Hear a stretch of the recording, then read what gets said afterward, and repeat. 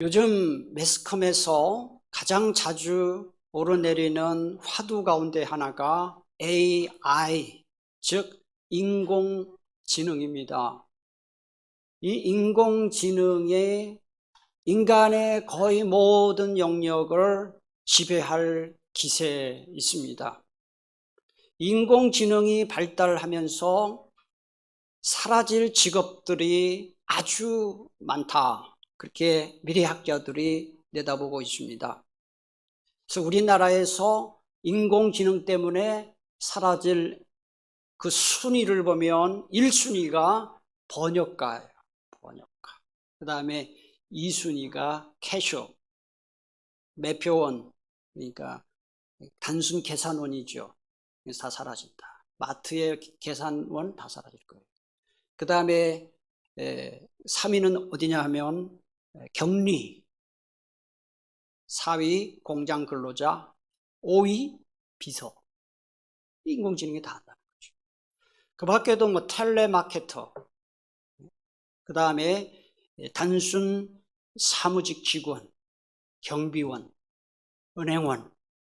우리 교회도 은행원들이 몇 분 계시는데 그때까지 좀 계속 잘 했으면 좋겠어요. 은퇴할 때까지. 그 다음에 대중교통의 운전자들 다 AI가 한다는 거예요. 법률 보조인, 심지어는 의사도.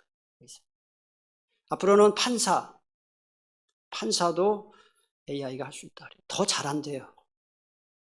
판례를 다 꿰고 있으니까.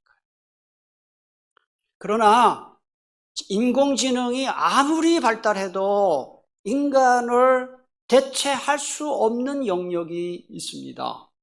그게 바로 하나님을 예배하는 일이에요. 이 세상의 모든 존재들 가운데, 모든 피조물들 가운데 하나님을 예배할 수 있는 존재는 딱 하나 사람밖에 없어요.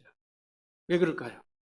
영으로 하나님을 찬양하는데 영혼이 있는 존재는 사람밖에 없기 때문에 그래요. 지능이 가장 높다고 하는 짐승 중에 침팬지가 하나님을 찬양할 수 있을까요? 예배할 수 있을까요? 진돗개가 하나님을 찬양할까요? 천만의 만만의 말씀.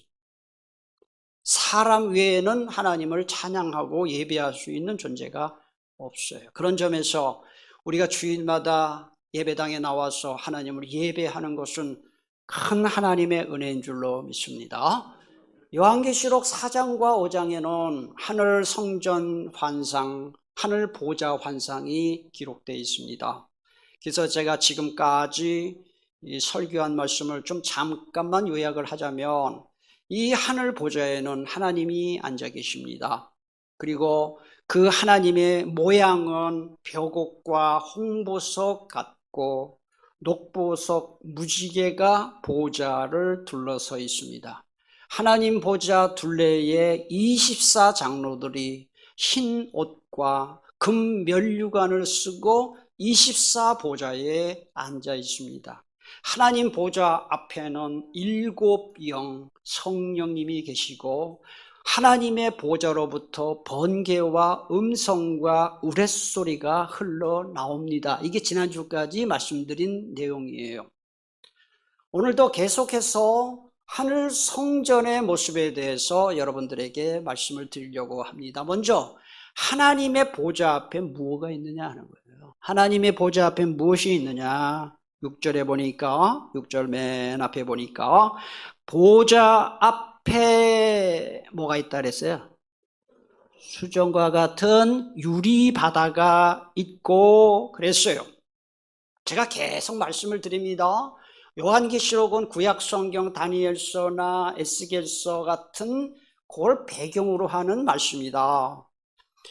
하나님의 보좌 앞에 수정 같은 유리 바다가 있다는 이 말씀의 배경은 에스겔 1장 22절 말씀입니다. 거기에 보면 이런 말씀이 나와요. 그 생물의 머리 위에는 수정 같은 궁창의 형상이 있다 그랬어요. 이게 배경이에요. 수정 같은 본문에는 유리바다라고 했는데 여기 보면 궁창 하면 여러분이 딱 떠오르는 게 창세기 1장 천지창조할 때에 하나님이 궁창을 만드사 궁창 위의 물과 궁창 아래의 물로 나누셨다.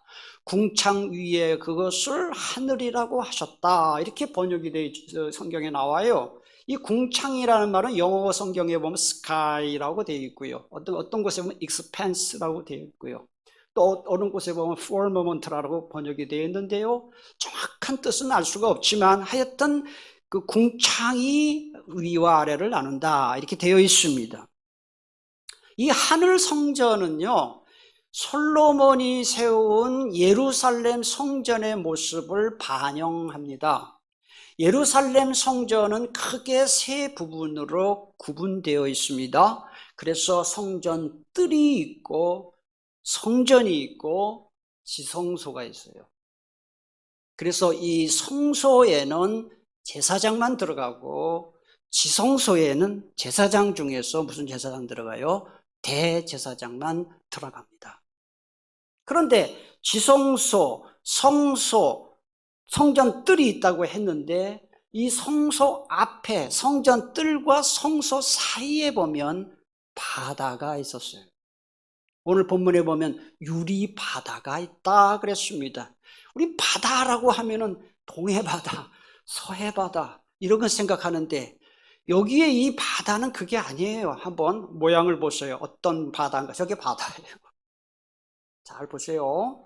자, 이 바다는 이 지름이 5m, 그 다음에 높이가 2.5m, 엄청 큰 것인데 놋으로 만든 물그릇이에요.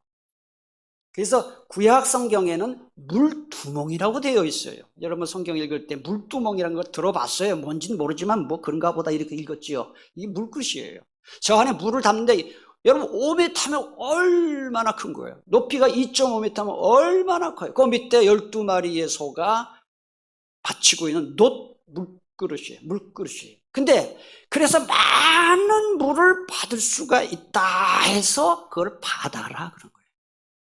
아시겠죠? 그럼 이건 왜 여기다 설치했느냐? 제사장이 성소에 들어가서 제사를 집례하기 전에 몸을 깨끗이 씻을 수 있도록 해놓은 것이고요. 이것만 있는 게 아니라 또 성전 뜰에 성소 앞에는 뭐가 있느냐? 놋수레 위에 놋으로 만든 물두멍이 또 10개가 있었어요. 그래서 성전 출입문 왼쪽에 5개, 오른쪽에 5개 있었습니다. 그럼 이 물그릇, 놋 물그릇의 용도는 뭐냐? 이건 지름이 2m예요.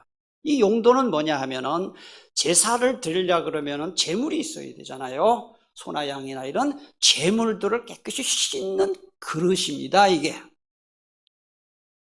자, 그러니까 한마디로 말하면은 이 큰 바다, 제사장이 씻는 큰 바다, 그 다음에 또 이 제물을 씻는 물두멍은 어떤 기능이냐 하면은 성전 뜰에서 성소로 들어가려고, 하나님의 임재가 있는 성소, 지성소로 들어가려고 그러면은 더러운 몸을 가지고 안 된다. 그래서 이 이야기가 역대하 4장 2절, 4절, 6절에 나와요. 잘 한번 보세요. 놋을 부어 바다를 만들었어. 이 바다는 다시 말씀드립니다. 동해바다, 서해바다가 아니라 큰 물그릇이에요. 그 바다를 놋에 황소 12마리가 받쳤으니 물두멍 10개를 만들어 5개는 오른쪽에 두고 5개는 왼쪽에 두어 씻게 하되 번제에 속한 물건을 거기서 씻게 하였으며 그 바다는 누가 씻는다고요? 제사장들이 씻기 위한 것이더라 그랬어요. 이제 그림을 보니까 이해하실 거예요. 그러니까 이 바다의 기능은 뭐냐? 하나님께 드리는 제물, 하나님의 제사를 집례하는 제사장이 더러운 상태로 하나님께 가면 안 된다. 그러니 깨끗이 씻어야 된다. 하나님께 함부로 접근하면 안 된다. 일종의 하나님과 인간 사이의 경계선 역할을 합니다. 그게 바로 하나님의 보호자 앞에 있는 수정 같은 유리바다의 기능이에요. 하나님과 인간의 함부로 오갈 수 없도록 경계선이에요. 솔로몬이 성전을 건축했어요. 예루살렘 성전을 건축했는데 솔로몬 왕의 보좌 앞에도 유리 바다가 있었어요. 유리로 깔아놓은 바다가 있었다. 성경 기록에 나와요. 그런데 어떤 기록이 나오냐 하면은, 이거는 성경에 나오는 이야기는 아니지만 성경에 나오는 이야기는 있죠. 시바 여왕이 지혜를 들으려고 솔로몬에게 나왔다는 말이 있죠. 이 시바 여왕, 시바라 여왕은 아라비아 반도 남쪽에 있는 예멘, 지금의 중동 예멘, 거기에 나라의 왕이 시바 여왕이 솔로몬 성전에 와서 보좌에 앉아있는 솔로몬 왕을 만나려고 왔는데, 앞에 그 유리 바다가 있는데 유리가 너무너무 맑아서 물인 줄 알고 치마를 걷었다는 그런 역사적인 기록이 있어요. 서울 경복궁 근정전에 가보셨는지 모르겠어요. 거기 가면은 신하들의 직위를 나타내는 품계석, 비석이 보이죠. 정일품, 정이품, 정삼품, 이런 직위를 나타내는 비석이 서 있어서 임금님을 알현하는 신하들이 자기 직위에 따라 그 자리에 서는 거예요. 그리고 일반 신하들, 백관들이라고 합니다. 이 일반 백관들이 서 있는 이 마당, 저기 말하면, 그거는 뭐를 깔았느냐, 여러분이 볼 때 저게 뭘 깔은 것 같아요? 저게 얇은 돌멩이, 납작한 돌멩이를 잘 깨서 만든 박석이에요. 박석. 조선시대에 콘크리트 기술이 없었기 때문에 임금님 앞에 가서 먼지나게 하면 안 된다 해서 박석을 깔아놓은 거예요. 여러분 보세요. 이처럼 이 세상에 이 왕도 어저 앞에 도열하는 사람들, 왕 찾아오는 사람들이 먼지 날리지 않도록 박석을 깔아놓고 유리 바다를 깔아놓고 한다면, 만왕의 왕 창조주 하나님 앞에 뭔가 하나님의 영광을 드러내고 사람이 함부로 접근할 수 없는 시설이 필요하지 않겠습니까? 그게 바로 6절 상반절에 나오는 수정 같은 유리 바다예요. 유리 바다의 기능을 한마디로 말하면 하나님께 함부로 나가서는 안 된다. 하나님 두려워해야 된다. 그 얘기. 그래서 이사야 40장 17절 18절에 보면, 모든 민족을 합쳐도 그분 앞에서는 없는 것이나 마찬가지다. 그러니 하나님을 누구와 견주겠으며 무엇에 비기겠느냐. 우상신들의 웃기는 소리다. 이런 얘기가 나오고요. 출애굽기 19장 12절은 이스라엘 백성들이 시내산에 가서 모세가 가서 십계명 받을 때 그 장면입니다. 거기에 이런 이야기가 나와요. 너는 백성을 위하여 주위의 경계를 정하고 이르기를, 너희는 삼가 산에 오르거나 그 경계를 침범하지 말지니. 같이 봉독합니다. 산을 침범하는 자는 반드시 죽임을 당할 것이라 그랬어요. 왜 시내산에 가면 죽임당한다고 했을까요? 하나님께서 시내산에 임재하시기 때문에, 모세에게 십계명을 주로 임재하시기 때문에 그 산에, 하나님이 계시는 산에 함부로 올라가면 다 죽는다. 이게 무슨 얘기예요? 하나님 두려워해라, 이 말이에요. 그러나 여러분, 현실은 어떻습니까? 많은 사람들이 하나님 두려워하지 않아요. 하나님을 함부로 대해요. 함부로 말을 하고 심지어는 욕을 하는 사람도 있고요. 하나님이 어딨냐라고 말하는 사람도 있고요. 하나님을 농담거리로 삼는 사람들도 많아요. 우리는 어때요? 정말 우리의 마음속에 하나님 두려워하는 마음이 있나요? 뭔가를 하고 싶지만 하나님이 금하기 때문에 하지 않는 것이 있나요? 하고 싶지 않지만 하나님이 원하시는 일이기 때문에 하나님이 두려워서 하는 일이 과연 있느냐 하는 것이죠. 우리의 이 믿음이라는 것은, 믿음의 출발이 어디서 나오느냐? 하나님을 두려워하는 데서부터 믿음은 출발해요. 16세기 종교개혁자 마틴 루터가 성직자가 되기로 결심한 결정적인 사건이 뭐냐? 자기와 가장 친한 친구가 벼락에 맞아 급사하는 장면을 본 이후라고 해요. 독일 사람이에요. 루터는. 그와 가장 친한 친구와 이제 이 대학교에 다닐 때 1507년 7월 2일 친구와 함께 자기가 다니는 대학이 있는 에르푸르트를 향해서 슈터테르하임이라는 이 들판을 걸어가는데 갑자기 천둥이 치고 번개가 내려가지고 그 루터가 가장 사랑하고 가장 친했던 친구가 순식간에 숫덩이가 돼버린 거예요. 이건 역사 기록이에요. 여러분 바꿔놓고 생각해 보세요. 친한 친구하고 걷는데 갑자기 벼락 맞아서 숫덩이가 됐다. 그건 얼마나 충격입니까? 그건 말로 다 할 수 없는 충격이에요. 얼마나 하나님이 두려웠겠어요. 그 사건을 계기로 해서 이 마틴 루터는 하나님에 대한 두려운 마음이 생겼고, 그 죽음 가운데서 건져주신 은혜에 대해서 내가 어떻게 해야 될까 하다가 성직자가 되기로 해서 사제가 된 것이죠. 그리고 나중에 종교개혁을 일으킨 것입니다. 이처럼 하나님에 대한 두려움은요, 어떤 테러에 대한 공포하고는 다른 거예요. 또는 어떤 근거 없는 두려움인 공황장애 같은 이런 근거 없는 두려움, 질병이죠. 이거하고는 다른 거예요. 하나님을 두려워하는 마음이 있을 때 거기에서 건강한 믿음이 나오고 진정한 믿음이 나오는 것입니다. 저와 여러분의 마음속에 하나님 두려워하는 마음이, 그런 믿음이 있게 되기를 축복합니다. 6절 중간에 보면 보좌 가운데와 보좌 주위에 뭐가 있다고 했죠? 여러분 꼭 펜을 갖고 오세요. 그냥 오지 마시고. 계시록이 그렇게 만만한 성경이 아니에요. 네 생물이 있다 그랬어요. 이 생물이 뭘까요? 자, 앞을 보시면 이 생물이란 생명체를 말해요.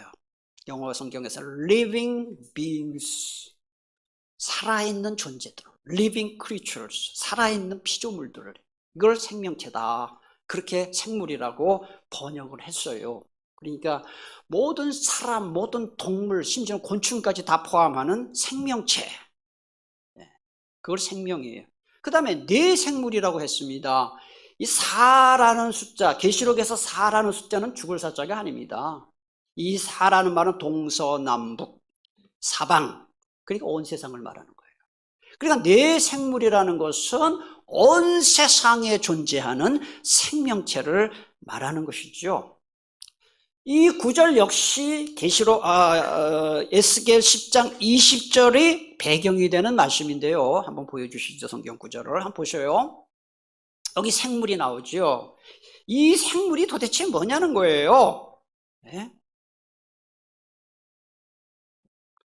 이 결론부터 먼저 말씀을 드릴게요. 여기 나오는 네 생물은 지상의 모든 생물체들을 대표하는 천상의 그룹이라는 말은 우리가 한글 성경으로 읽으면 그룹하면 무슨 어떤 사람들의 단체? 그거 아니에요. 이거는 히브리어로는 케루빔이에요. 영어 성경에 보면 잘 번역이 되어 있어요. 케루빔인데, 케루빔이 뭐냐면은 하나님의 보좌 앞에서 하나님의 보좌를 수호하는 수호 천사들. 그러니까 천사들 중에서도 가장 높은 계급의 하나님 가장 보좌 가까이에 있는 천사들이 케루빔이에요.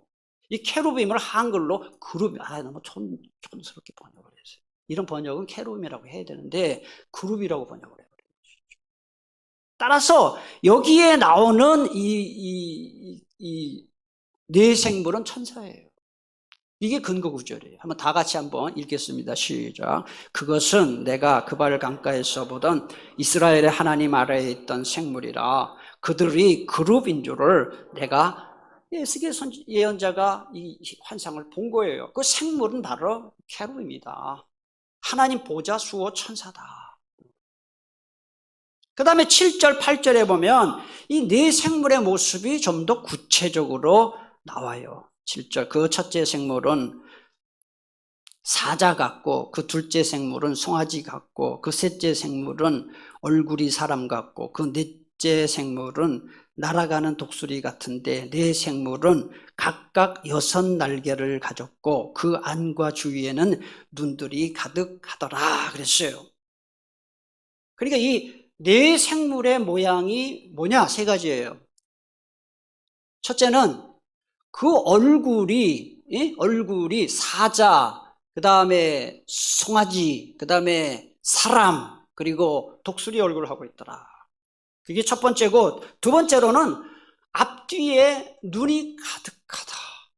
그 다음에 셋째는 6 날개를 갖고 있다. 요게 이 네 생물의 모습이에요.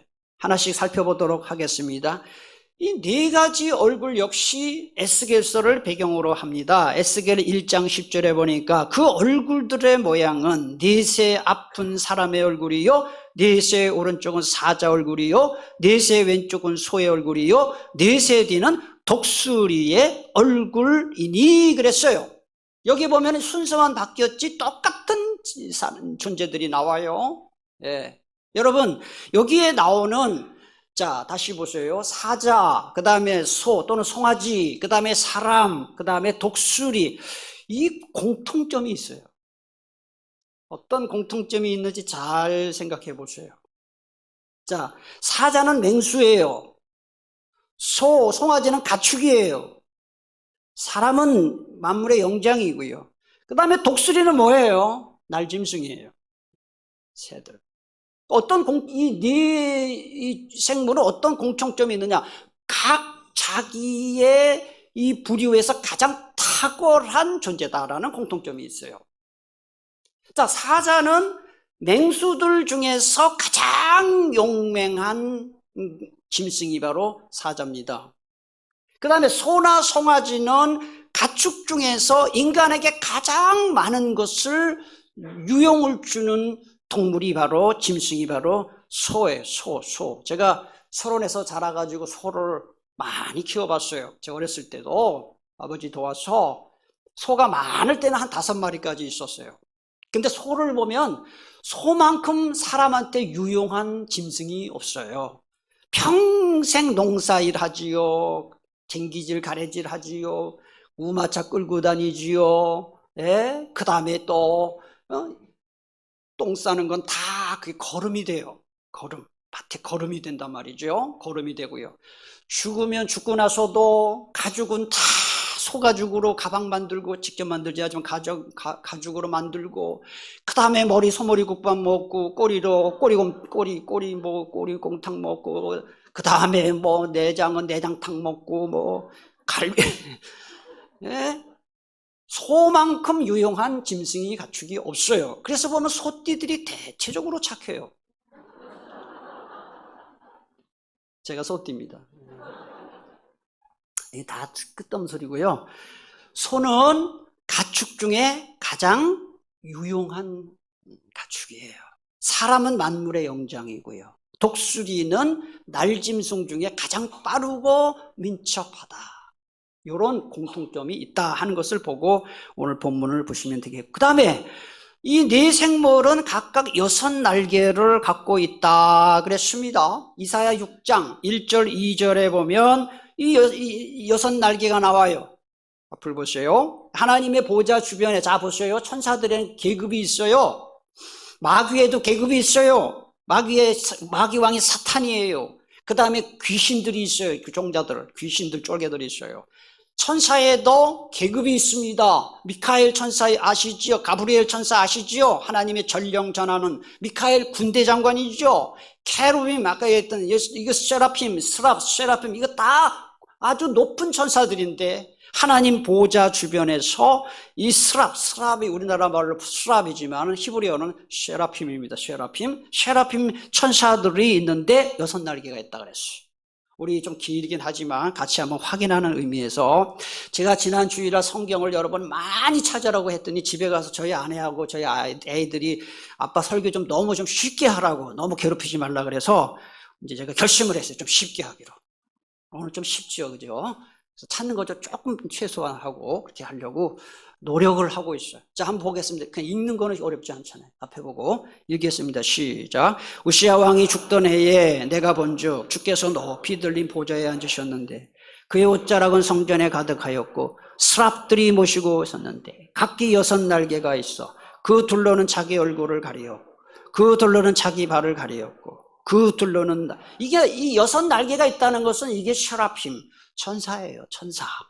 네 생물은 천사다. 그런데 왜 6 날개냐? 신속하다, 빠르다. 하나님의 명령을 신속하게 집행하는 천사다라는 이런 의미를 갖고 있어요. 그 다음에 세 번째로 내 생물은 앞뒤에 눈들이 있고 날개 6날개 주변에도 눈이 있다. 벌써 6절 끝에 보면은 앞뒤에 눈들이 가득하더라. 8절에도 중간에 보면 그 안과 주위에 눈들이 가득하다 이런 말이 나와요. 이 내 생물이 뭐냐?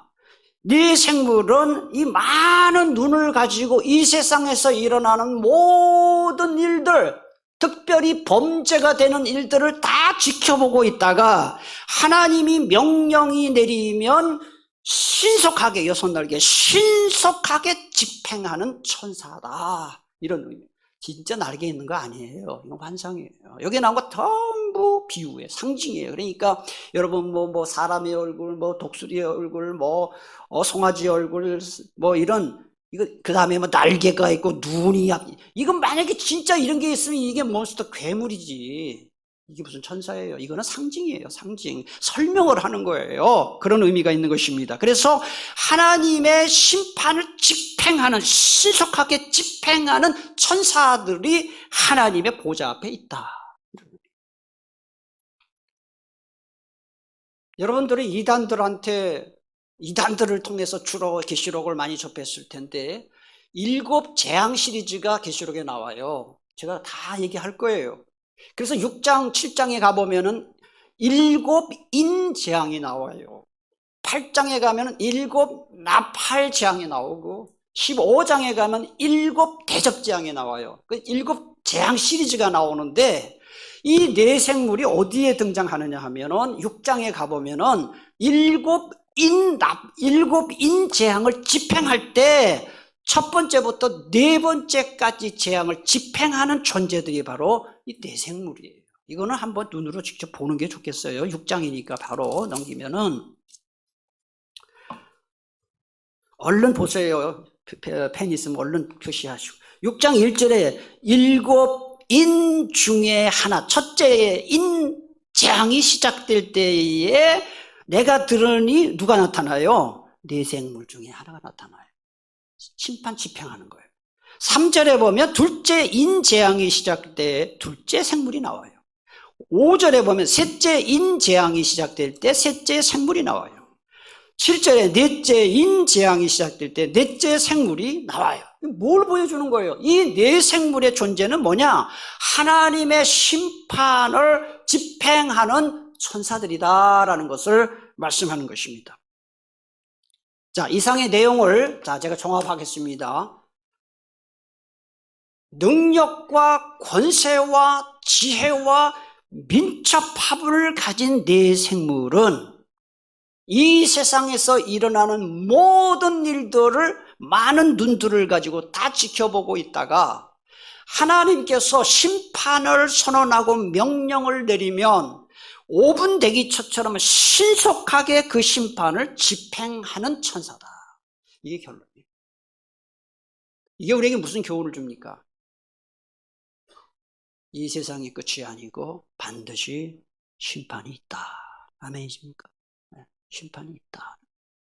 그래서 하나님께 순종한 사람과 하나님을 거역한 사람의 운명이 최후 심판의 날에 완전히 갈라진다. 그 얘기를 하고 있는 것이죠. 조선시대 500년이죠. 이시조선 500년, 전주 이시 500년의 역사를 보면은 그 왕의 임금의 권한은 막강했어요. 그렇죠? 죽이라 그러면 죽이고 살리라 그러면 살리고. 그런데 그 임금도 자기 마음대로 할 수 없는 것이 하나 있었어요. 그게 뭐냐? 자기가 절대로 보면 안 되는 기록물이 있었는데 그게 바로 조선왕조실록.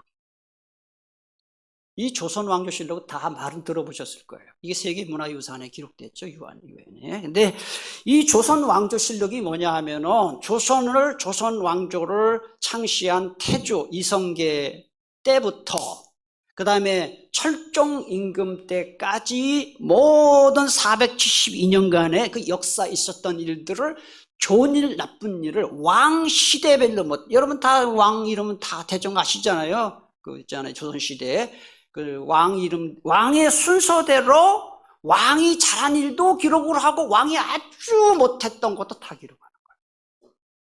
그거를 사관들이 기록을 하는 것이죠.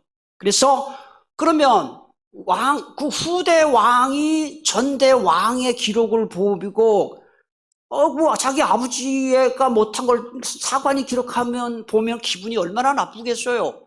그러면은 사관을 죽이죠. 그런 일이 없도록 하기 위해서 왕들은 절대로 조선왕조실록을 못 보도록 했어요. 이게 법이에요.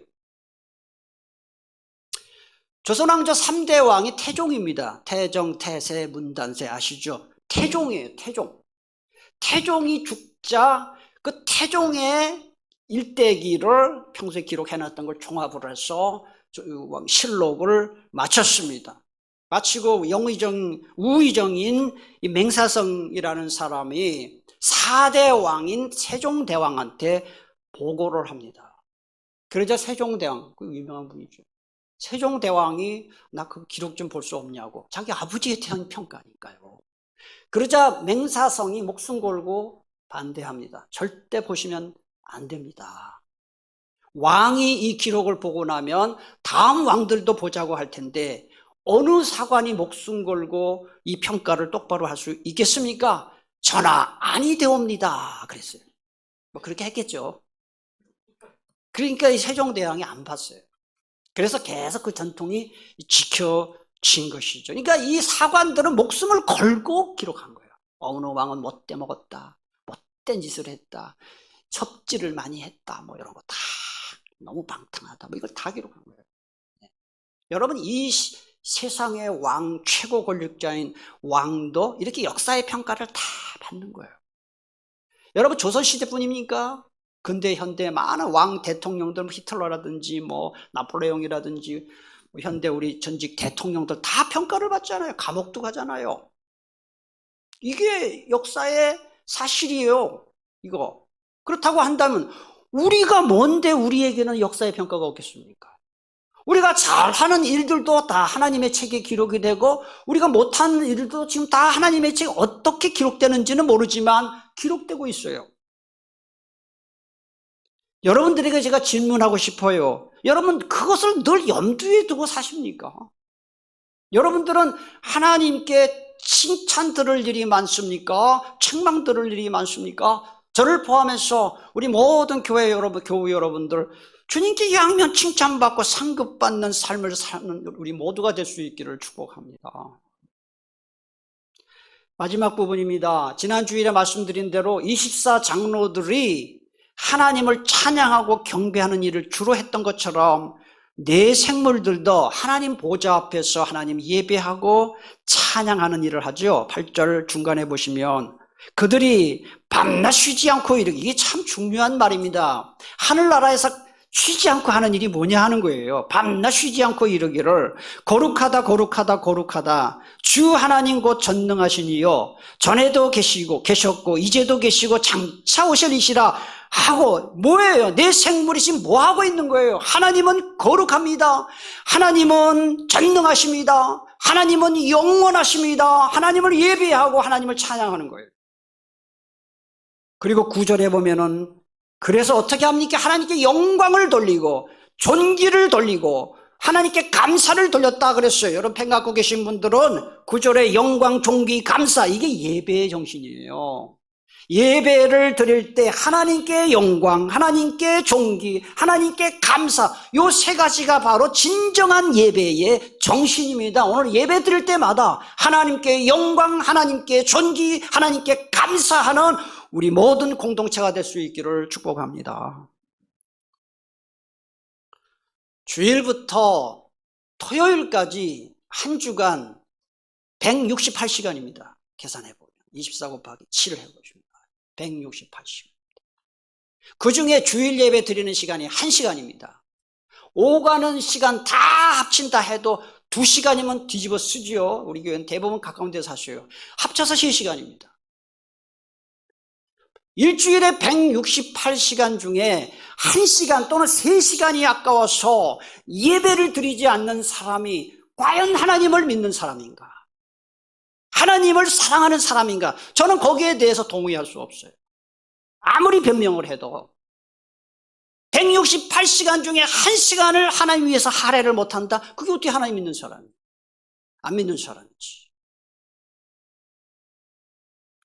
하나님을 믿는 것, 하나님을 사랑하는 것, 하나님께 헌신하는 그 출발이 어디서 출발이냐? 하나님께 예배드리는 것입니다. 여러분, 예배를 귀히 여기기를 바랍니다. 하나님은 하나님을 귀히 여기는 분을 하나님이 귀하게 여겨주시는 거예요. 예배 그냥 막 빼먹고 마음대로 하고 싶을 땐 하고 말고 싶을 땐 말고 나오긴 나와도 맨날 엉터리로 예배 드리고 그거 하나님 믿는 사람 아니에요. 취미생활하면 뭐 종교생활을 하는 것이지. 제가 말씀을 이렇게 맺겠습니다. 예배에 관한 좋은 글이 있어서 제 글은 아니고요. 소개하겠습니다. 축구 선수가 축구를 잘못하면 실패한 인생이 되고 가수가 노래를 잘못하면 실패한 인생이 되듯이 크리스천이 예배를 잘못 드리면 실패한 인생이 됩니다. 크리스천으로 산다는 것은 예배자로 사는 것이며 크리스천으로 죽는다는 것은 예배자로 죽는 것입니다. 우리는 너무도 많은 이유로 예수님을 경배하지 않습니다. 바쁘다는 이유로 준비 없이 때우고 힘들다는 이유로 얼렁뚱땅 해치우며 교회 탓을 하며 본분을 잊어버리고 남 핑계를 대며 예수 그리스도를 외면합니다. 때로는 우리의 수고와 헌신에 너무도 많은 조건이 붙습니다. 내 마음에 드는 설교자가 있어야 하고 내 마음에 드는 예배실이 구비되어 있어야 하며 내 마음에 드는 찬양이 귀를 만족시켜 주어야 합니다. 내 마음에 드는 사람들이 내 시중을 들어주어야 합니다. 그러고 나서 우리는 보상을 기다립니다. 우리 마음에 평안이 찾아와야 하고 우리 기도가 이루어져야 하며 우리 삶에 미운 사람도 싫은 사람도 없어져야 합니다. 그렇지 않으면 하나님이 살아계시지 않다거나 내 예배는 받으시지 않는다고 불평합니다. 마지막 말을 잘 들어보세요. 우리는 예배자입니까? 예배를 받는 자입니까? 누가 예배의 주인입니까? 이런 글이에요.